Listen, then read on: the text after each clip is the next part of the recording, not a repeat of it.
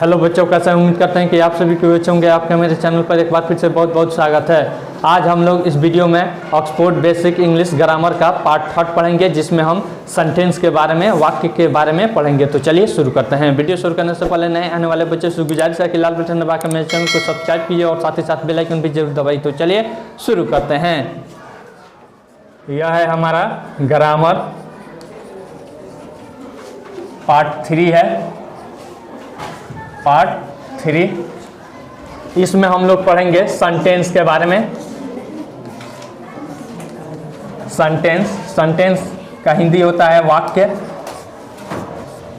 अब सेंटेंस किसे कहते हैं, इसका पहले हम डिफिनेशन लिख देते हैं।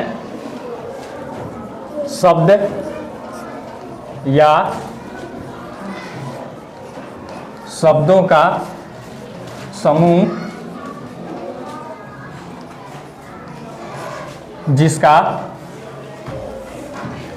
कोई अर्थ निकले, या फिर कोई अर्थ हो जिसका कोई अर्थ हो उसे सेंटेंस या वाक्य कहते हैं। सेंटेंस या वाक्य कहते हैं। इसका इंग्लिश भी लिख देते हैं। ए वर्ड और a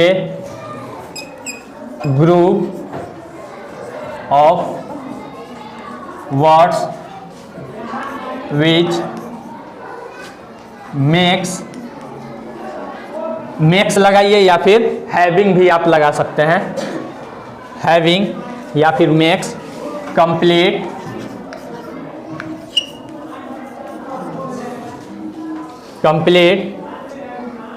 sense is called sentence. यानी कि एक, इसका हिंदी देख लीजिए, एक शब्द या शब्दों का समूह जो एक पूरा अर्थ देता है या फिर बनाता है, उसे क्या कहा जाता है? सेंटेंस कहा जाता है। जैसे में हम देखेंगे एग्जाम्पल में हम देखेंगे बाबू। जैसे में अगर मैं कहूँ जाओ, क्या कहूँ? यहाँ पे यह सेंस दे रहा है, इसका हो जाएगा इंग्लिश गो। अगर मैं, यह क्या है? एक वर्ड है, लेकिन फिर भी क्या दे रहा है? एक कंप्लीट सेंस दे रहा है। किसी को मैं कह रहा हूँ कि जाओ, तो अतः यह क्या हो जाएगा? एक सेंटेंस हो जाएगा। क्या हो जाएगा? सेंटेंस हो जाएगा। अगर मैं कहूँ मैं एक लड़का हूँ,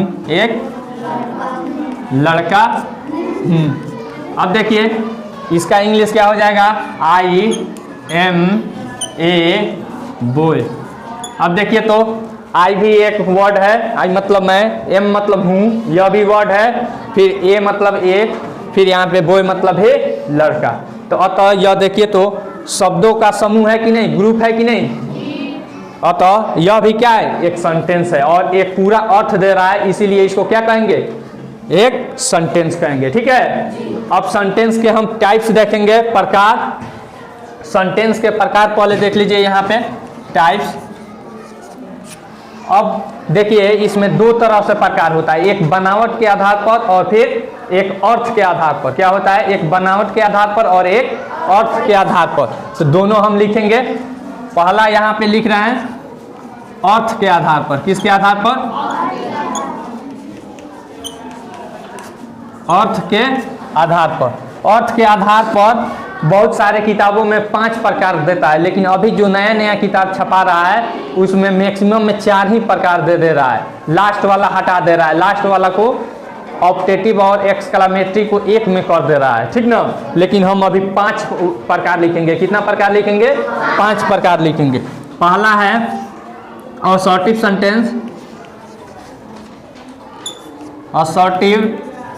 सेंटेंस, फिर दूसरा है interrogative sentence,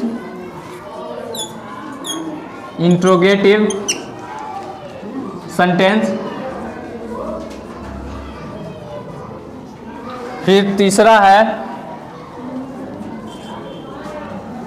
imperative sentence, imperative sentence. चौथा है ऑप्टेटिव सेंटेंस, ऑप्टेटिव सेंटेंस। पांचवा है एक्सक्लामेटरी सेंटेंस,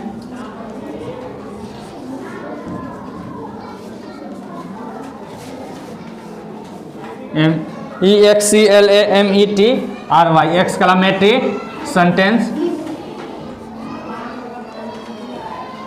अब देखिए इसका हिंदी भी हम लिख देते हैं। और असर्टिव सेंटेंस का हिंदी होता है कथनवाचक वाक्य, कथनवाचक, ठीक है।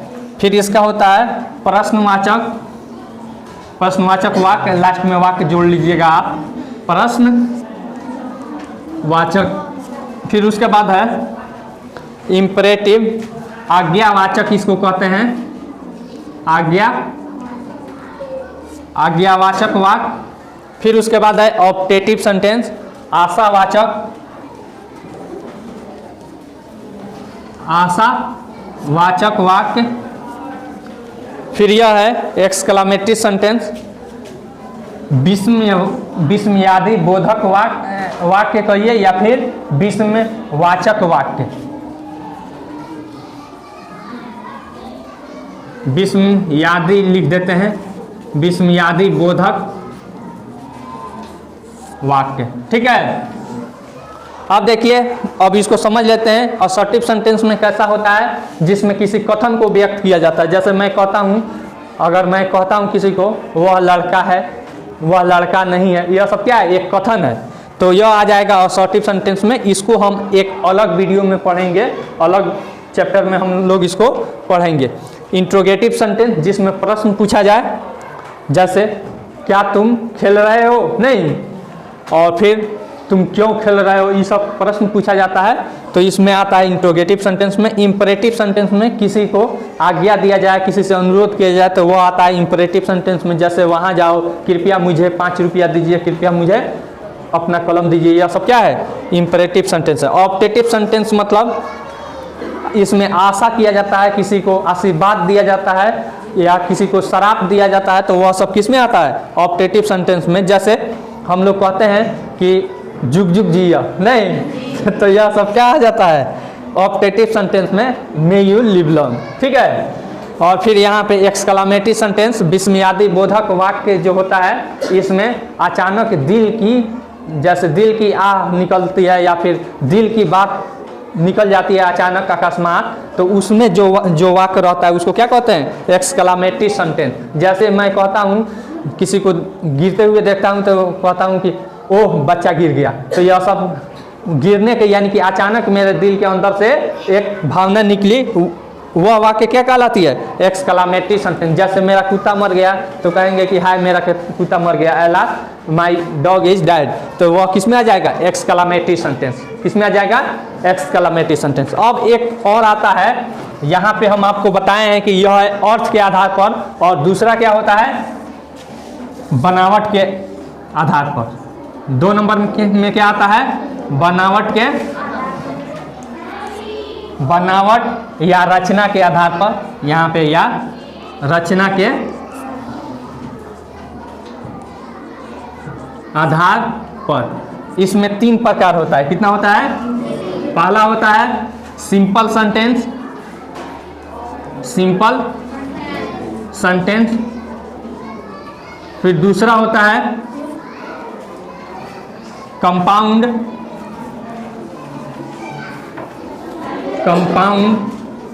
सेंटेंस। फिर तीसरा होता है मिक्स्ड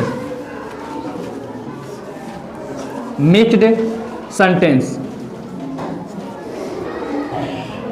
ठीक है ना बाबू। यानी कि सरल वाक्य, इसको संयुक्त वाक्य कहेंगे इसका हिंदी, और इसका मिश्र वाक्य।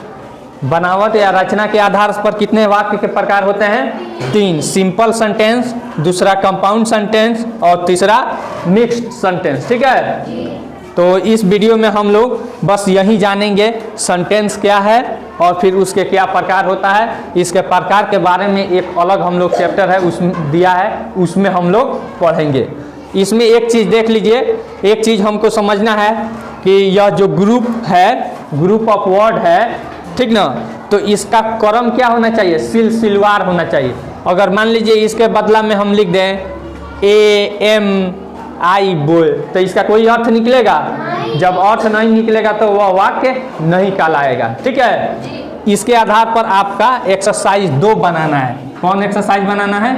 एक्सरसाइज 2।